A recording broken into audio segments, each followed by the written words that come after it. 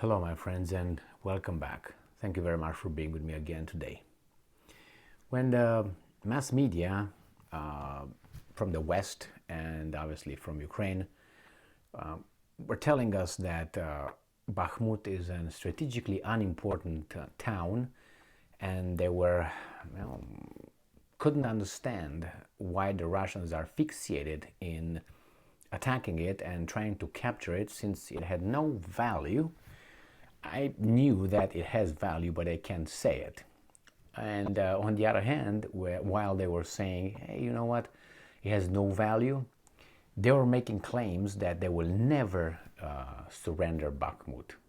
Well, if it's so unimportant, why do you, try to defend it like that? No. So it was always not kosher when I said, probably Bakhmut is very, very important. Now we find out that the Ukrainians, since they're almost encircled in Bakhmut, I think their ins and outs are controlled by the Russians' artillery. That was per yesterday and today. They are trying to send more troops over there. Now, where would you send more troops in a town that's already surrounded? Trying to prevent something from happening as it happened in Mariupol, in the Azovstal. You should have told those guys trapped inside or about to be trapped to get out. All right, go behind the newly created defense lines by the Ukrainians and wait over there and leave that town because, again, according to the Ukrainians, the town is leveled. The Russians blew it, that is like unrecognizable. But somehow they still stay over there. There's no civilians, there's no businesses, no infrastructure, only dying Ukrainian. What's going on here? That's the first point. The second point is, where do you bring the troops from? I have a few ideas, and I will share them to you after I read this little article about Bakhmut.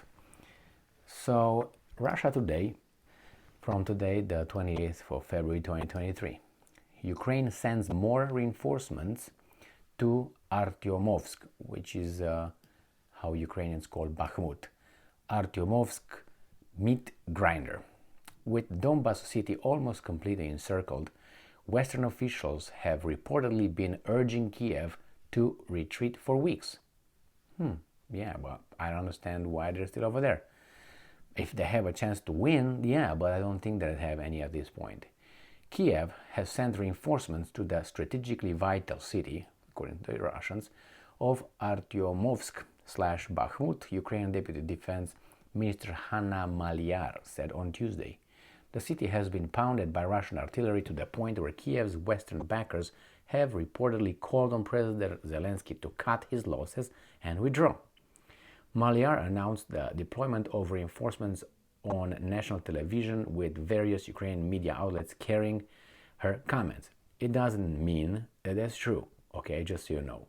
According to the deputy minister, the decision to reinforce Artyomovsk, called Bakhmut in Ukraine, was, and I'm quoting, made, this is important, made by military who are not guided by political motives. Is there a crack between Zelensky and, I was about to say Zhmihal, and what's his name, the commander-in-chief, Zaluzny? I was suspecting that since last year, I think in about May or June, and I will tell you about that one. I covered that little incident. Artyomovsk is a major Ukrainian stronghold and logistics hub in the People's Republic of Donetsk, DPR. Russian forces, primarily members of the Wagner private military corporation, have systematically seized outlying settlements around the city in a month-long campaign, and now have Artyomovsk surrounded from the north, south, and east. While Zelensky declared a month ago that nobody is going to surrender Bakhmut, now this is the same thing as Stalingrad. It seems like it's a peace contest between Stalin and Hitler. Here we have Zelensky and the Wagner group. He has since said that the city will only be held while it remains reasonable to do so. Doing so, however, has proven costly, while Ukraine has not released the number of troops it has lost in Artyomovsk. Zelensky has admitted that fighting there is hell, while a prominent Ukrainian reporter described the situation all across the Donbas front last year as a senseless meat grinder. The current state of attritional warfare plays to Russia's strength, allowing Russian forces to leverage their artillery superiority.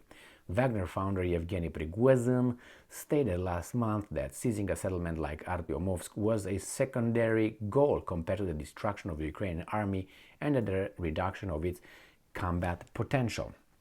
Maybe the Russians are about to surround so many Ukrainians caught in Bakhmut that those guys have to come supposedly to rescue them. But let's discuss that, analyze that after we read this little paragraph.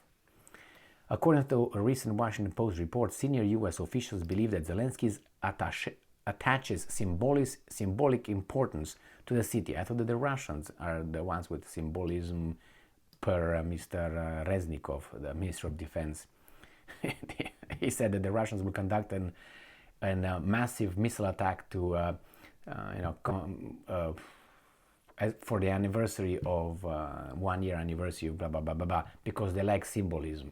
And the Americans say that maybe Zelensky attaches symbolic importance to the city and fears a collapse in morale if it is surrendered. According to the Post and other media outlets, the White House has been pressing Ukraine since January to relinquish Artyomovsk and look for opportunities to attack elsewhere. All right, now, this is where the Artyomovsk is, right here. So this is a Russian map, and here is Bakhmut. You see this little thing here? If this falls, Slavyansk is going to be done, and then everything else here. Unless the Ukrainians have something real here, or the defense lines, which they said they created some new ones, but new ones are not like the real ones, just so you know. Nothing that is done quickly and in a haste is better than something that you planned and slowly built, which they did for 8 years. Now what's here? Artyomovsk, let's see what these guys are. Not that, because this is this little map is very touchy. Let's see what these guys are saying. No, it's too big. Doesn't want to cooperate with me. No, okay, so bye-bye then. All right, you're gonna see my face then. So here we have it. What happened between Zaluzny and Zelensky, I think in about May, June last year. I covered it. Zaluzny was asked a question by a weasel from the media, and he answered it. And he said something about, I need about 300 tanks to 500 tanks or something like this to conduct a counteroffensive, otherwise I can't, and blah, blah, blah. So then it was another guy, I can't remember who was the intermediary, who was defending actually Zaluzny, and he said that that didn't sit well with Zelensky, who has a team of PR around him, because Zaluzny becomes too well known and challenges the status figure of Zelensky. So that was a little fight between, and then Zaluzny, the commander-in-chief of the Ukrainian army, said, okay, no, I'm not going to say anything, but I was asked a question, I answered it. On the other hand, Zaluzny can say, you know what, Zelensky, I can take you out whenever I want, and I don't care about the Americans. By the time the Americans show up, you're gone. But anyway, because who's got the gun has got the power, not Zelensky. Zelensky's over there surrounded by those masked people that I think they protect him from committing suicide or something. But they are over there, like if you remember, what's his name, Mike Pence was sitting behind Trump all the time when Trump had a speech. He was like a hitman right there. I think that's what those guys are. But anyway, that's my funny comment, but it's an observation. And that sits well with history, with mercenaries that you have around you actually are paid by someone to protect you from doing something stupid. Now, that was one thing. The other one with Bakhmut. The Ukrainians may say, whoa, reinforcements are coming, but nobody's coming. The guys over there are white to cover their butt. That's another thing that could happen. It happened before, and it's about, avoiding guilt. That's what is here right now. If you send those guys over there, okay, what can happen? Maybe you can, push the Russians back? Why didn't you do it so far? Why didn't you do it? Why did you allow the situation to get to this point? I mean, you could have sent reinforcements a long time ago. I think this is just a PR stunt to say, hey, we're trying to save them, but we were overwhelmed, but we tried. It was lost. Instead of saying, well, I didn't give the order when I was supposed to for those guys to get out. So I'm not going to be, fingers might be pointed at this guy from the military, not from the weasels, the military, Ukrainian military, who might say, hey, who's responsible for those guys over there? This is the second time. The first time was Azovstal, and this is going to be the second time. I don't think it's going to sit well with the military, and the military is a little bit different than the politicians, if you know what I mean. So that's another thing. I say, oh, I'm going to send a little bit too late, and you can't, someone that was shot in the head, I don't think you can bring that person back to life. So I think that's what's going to happen here in Bakhmut, unfortunately. The Ukrainians will be either decimated or encircled, kept over there. If they come out, good. If they don't come out, boom. And the other guys will come over, Red Rover. Okay, now where are the reinforcements going to come to? Because I said I have a little bit of gut feelings. Do you think that the Ukrainians will take from somewhere else and bring it over there? From where? From their butts? Maybe are those 20,000 volunteers that they were talking about forming that volunteering army that you don't know. You just volunteers. Somehow they just poop volunteers right now in Ukraine, just over there. Or some the guys that are trained, about 30,000 people, Ukrainians. Somehow Ukraine had time and had personnel to send to the Western countries, so they get trained, and now they're going to come back. Well, they were going to be speaking French, German, English, and other languages, but hey, it doesn't Polish whatsoever. But it's okay. They're volunteers trained overseas. Or there will be straight military under the, hey, we're volunteers right here. Take this patch, U.S. Army, put it, Ukraine Legion International, blah, blah, blah. Impossible? I don't think so. I don't think so. Why? Experience, knowledge. Look in the past, and you're going to find that what was done in the past so many times, here, why not? It's because these guys somehow are different? I don't think so. You just act as you act under the certain kind of circumstances that you are under pressure when your life is at stake. You don't care about, oh, Geneva Convention. Let me see what it says. Okay, yeah.